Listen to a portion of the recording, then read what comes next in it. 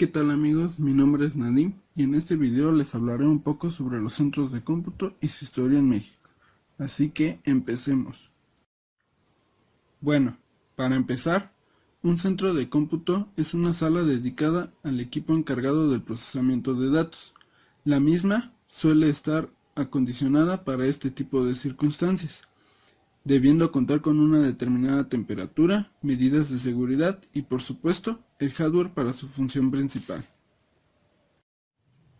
Bueno, los centros de cómputo se clasifican en tres, los cuales son centralizado, descentralizado y distribuido o mixto.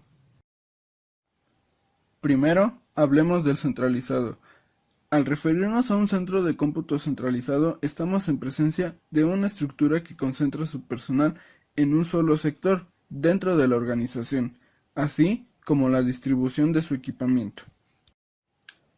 Ahora hablemos del segundo, que es el descentralizado. La descentralización del centro de cómputo cuenta con una estructura distribuida en cuanto al personal afectado y ubicación física. De la misma manera, el equipamiento no se encuentra en un único sector, dentro de la organización y fuera de la misma. Por último, los distribuidos o mixtos. Estos sistemas distribuidos o mixtos pueden presentarse de diferentes maneras. El centro de información podrá adoptar diferentes combinaciones, ya sea de centralización o de descentralización. Entonces, los centros de cómputo deben estructurarse de forma que sean claramente visibles sus dependencias jerárquicas. Debe permitir agrupar u organizar equipos de trabajo. También debe definir el ámbito de acción de los puertos de trabajo. Y bueno, por último, antes de pasar a la historia de los centros de cómputo en México, hablemos sobre las funciones principales que se requieren para operar un centro de cómputo, las cuales podemos mencionar: 1. Operar el sistema de computación y mantener el sistema disponible para los usuarios. 2. Ejecutar los procesos asignados conforme a los programas de producción. 3. Revisar los resultados de los procesos. 4. Realizar copias de respaldo de información. 5. Llevar registros de fallas, problemas, soluciones, entre otros. Y por último, realizar labores de mantenimiento y limpieza de los equipos de cómputo.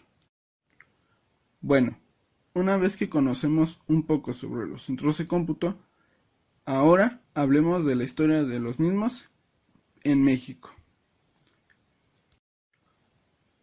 Empecemos. Cuando Estados Unidos y otros países desarrollados encontraron la forma fácil de hacer negocio dentro del entorno del procesamiento electrónico de datos, México entró en la época de la computación electrónica, eso sí, sin personas que estuvieran preparadas para recibirla y entenderla. En Estados Unidos, a principios de los años 70, se duplicó el personal de informática, pero en México solo aumentó un 60%, el cual no fue suficiente para alcanzar el ritmo de crecimiento del número de instalaciones. Afortunadamente, al inicio de la década de los 70, empezaron a surgir algunos profesionales en informática, es decir, que cuando se contrataba a un profesional se tenía la garantía de su labor. Y bueno, con esto, las posibilidades de técnicas modernas de comunicación vía telefónica, microondas y satélite hicieron que se invirtieran nuevas técnicas en el manejo de datos. Pero en México eran muy pocas las empresas que tenían una macrocomputadora para el proceso de sus datos, así que con esto surgieron los primeros centros de cómputo y estos se convirtieron rápidamente en el termómetro del nivel de automatización de una organización. Después, con la puesta en marcha de las bases de datos, teleprocesos, lenguajes de programación de cuarta generación y las supercomputadoras, surgen los llamados sistemas integrales, cuyas posibilidades de acceso y proceso de datos superan por mucho lo imaginable dentro del concepto de un centro de cómputo.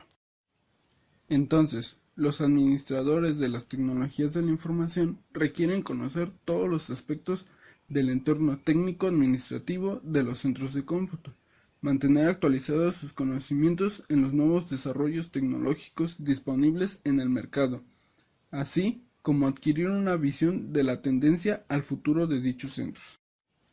Por eso, ahora ya no se habla como antes del centro de cómputo, sino que se refieren al área de informática, y para destacarla, a esta se le ubica generalmente a nivel de dirección dentro de la organización.